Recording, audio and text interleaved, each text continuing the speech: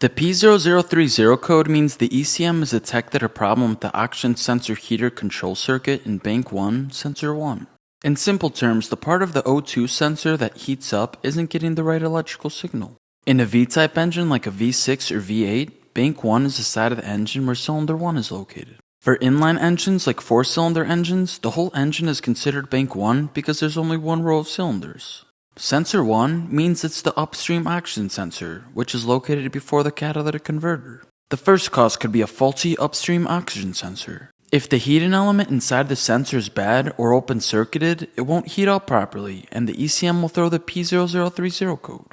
You'll need a special O2 sensor socket to remove it. I'll leave one linked in the description. The second cause could be damaged or corroded wiring going to the sensor. If the power or ground wire is broken, pinched, or rusted out, the sensor won't function correctly. The third cause could be a blown fuse. Some oxygen sensor heater circuits are fused. If the fuse is blown, the heater won't work, even if the sensor is good. The fourth cause could be a failed oxygen sensor relay. In some systems, the relay powers the heater circuit. If the relay fails, it won't send voltage to the sensor's heater circuit.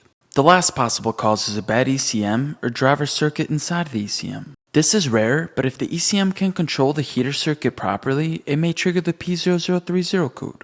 If you've dealt with this code before, drop a comment down below and share how you fixed it. It could help someone else out.